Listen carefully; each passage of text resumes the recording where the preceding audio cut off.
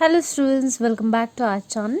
Today I'm going to write the dimensional formula for a few more physical quantities which are very important, right? So I had given you daily practice questions, few questions, same I'm going to solve, okay, and remaining some more I'm going to derive. So first one I had given, I think, work, right?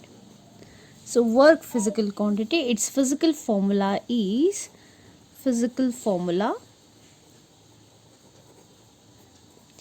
force into displacement, right? Force into displacement ಕೊಟ್ಟಿದ್ದಿತ್ತು, right?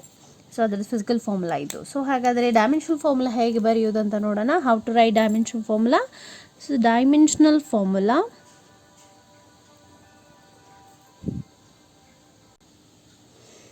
Okay, product ಇದೆ. Force in dimension formula already ನಮಗೆ ಗೊತ್ತಿರಬೇಕು.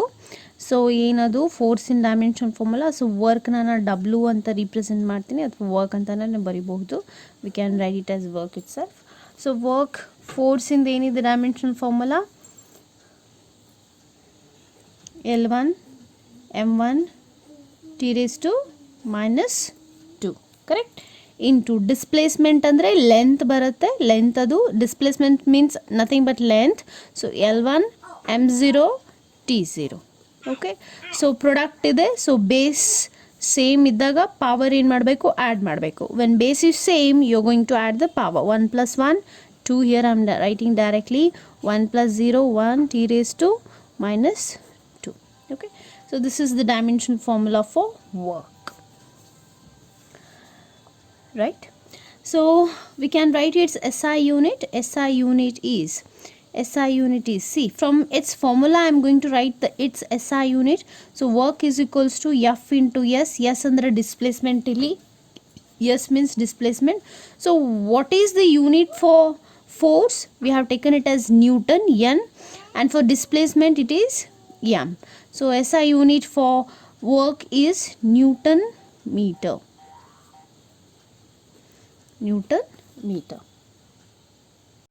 So we'll solve next one. We'll derive dimensional formula for next physical quantity. What is it? Let us take potential energy. So its physical formula is equals to mgh. So what is m here? M is mass, g is acceleration due to gravity, and h is height. So ಇಲ್ಲಿ g ಅನ್ನೋದೇನು, acceleration due to gravity. ಹಾಗಾದರೆ ನಾವು ಇಲ್ಲಿ acceleration formula ಹಾಕಬೇಕಾಗುತ್ತೆ. It is acceleration due to gravity. Hence we are going to substitute the dimensional formula for acceleration, right? तो ठीक है, फिर करते हैं. Potential energy is equals to mgh. m ಅಂದರೆ mass. What is m here? m is mass, ठीक है. g क्या है? Acceleration due to gravity. h क्या है बच्चों? हाइट है, ठीक है. हाइट है ना, लेंथ ही लेंगे हम. सो m is nothing but it's dimensional formula l raised to 0 m raised to 1 t raised to 0 into जी, यानी एक्सेलरेशन ड्यू टू ग्रेविटी है, तो हम एक्सेलरेशन का ही फॉर्मूला डाल देंगे इधर. तो क्या है एक्सेलरेशन का formula? L raise to 1 M raise to 0 T raise to -2.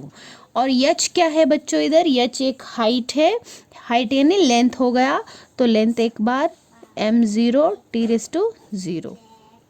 अच्छा, तो इसका डायमेंशन फॉर्मूला देखो. अभी यल का देख लेना पहले. यल रेस टू 0 + 1 + 1 कितना हो गया? 2. यम का देख लेना. अभी यम रेस टू 1 + 0 + 0 क्या बचा? 1. अभी टी का टी रेस टू 0 +(-2) + 0, तो बचेगा क्या? -2. तो ये बन गया पोटेंशियल एनर्जी का डायमेंशनल फॉर्मूला, ठीक है. अब इसका ऐसा यूनिट देखते हैं हम फटाक से. सो ऐसा यूनिट ऑफ एनर्जी क्या होगा? हमेशा जूल होगा. तो you will write it as joule या कैपिटल J, ठीक है. तो एनर्जी का जो भी हो इधर, एनर्जी जो भी आएगा इधर, ठीक है, एनर्जी का सेम डायमेंशनल फॉर्मूला होगा बच्चों। पोटेंशियल एनर्जी और काइनेटिक एनर्जी का सेम डायमेंशनल फॉर्मूला होगा। अब देखो पोटेंशियल एनर्जी हो गया, तो नेक्स्ट है kinetic energy. So energy, energy यानी सेम होगा, पोटेंशियल एनर्जी, काइनेटिक एनर्जी हो या सिर्फ एनर्जी हो, उन सभी का डायमेंशनल फॉर्मूला सेम होता है, L² m⁻⁻², और यूनिट भी सेम ही होगा, ठीक है। काइनेटिक एनर्जी हो या सिर्फ एनर्जी पूछा जाए तो इनका डायमेंशनल फॉर्मूला सेम होगा, ठीक है।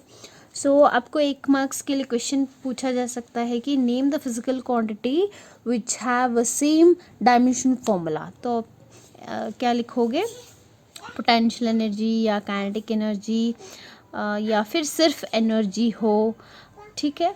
तो heat, heat also comes under this only, तो हीट का भी सेम ही डायमेंशनल फॉर्मूला होता है, ठीक है।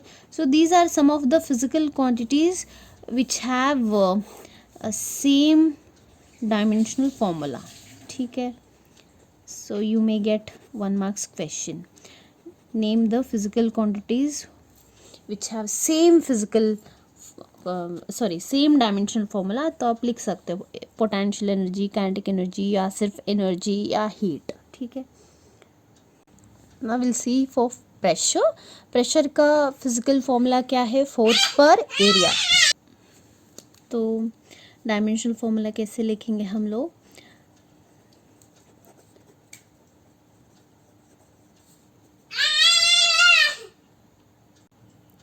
सो we already know what is the dimensional formula force, तो वो सब्स्टिट्यूट कर देना व्हाट इज़ इट, फोर्स का क्या है। अगर याद नहीं है तो मैंने ट्रिक बताया था आपको, F=m, है m यानी मास का है, तो m⁻⁻1 होगा।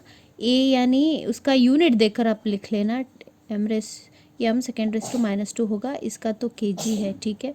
तो यूनिट m तो एक ही बार है, kg एक ही बार है तो एक लिखना, मीटर एक बार है तो एक बार लिखना, सेकेंड टाइम⁻² हो गया। तो आप ऐसे करके याद रख सकते हो, डिवाइडेड बाय एरिया। एरिया क्या क्या है, length into breadth into height, तो L⁻³ हो गया। मास नहीं है, टाइम भी नहीं है, तो 0 लिख लेना, ठीक है। तो मैंने देखा इधर कुछ बच्चे ने इधर गलत किया है, तो क्या करोगे बच्चों आप, it is of the form A⁻m divided by A⁻n। सो इसको कैसे लिखोगे, A⁻m-n फॉर्म में लिखना है आपको, ठीक है।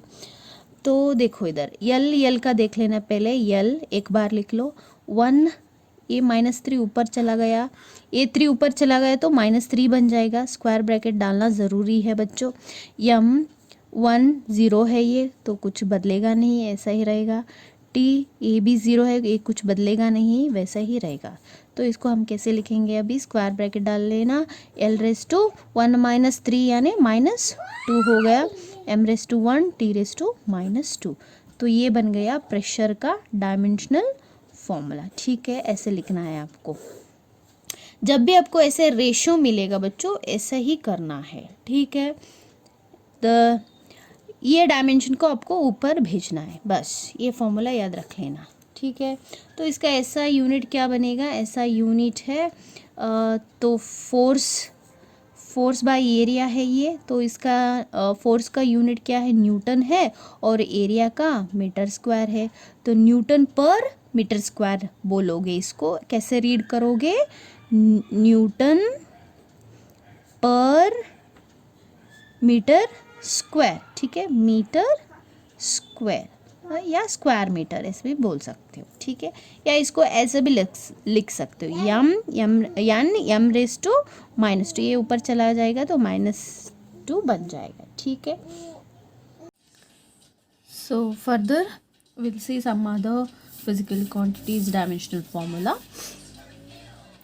Will take now moment of force, next one, moment of force, or else it is also called as torque, okay. So its physical formula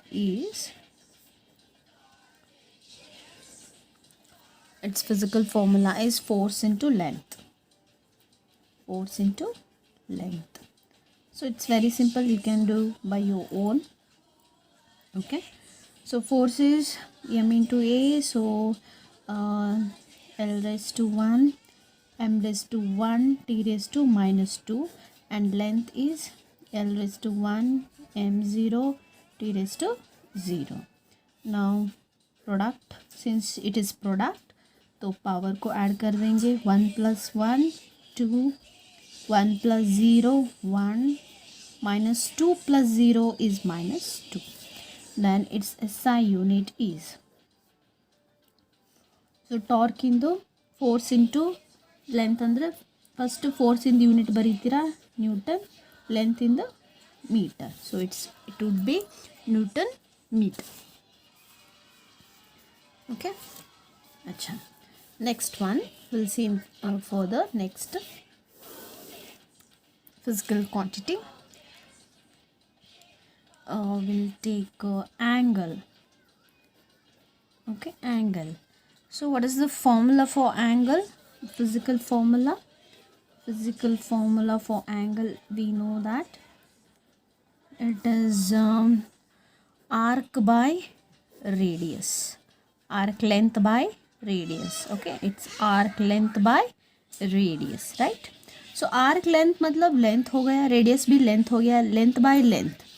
तो कैसा होगा देखो, l raised to m l raised to 1, m raised to 0, t raised to 0 divided by l raised to 1, m raised to 0, t raised to 0. तो अभी इसका क्या होगा simplification, तो 1 - 1 ये ऊपर गया तो माइनस होगा, तो 1 - 1 0 हो गया, m raised to 0, t raised to 0. देखो इधर एंगल का ज़ीरो डायमेंशन होता है बच्चों, मतलब angle is a dimensionless quantity. So you may get 1 marks question on this.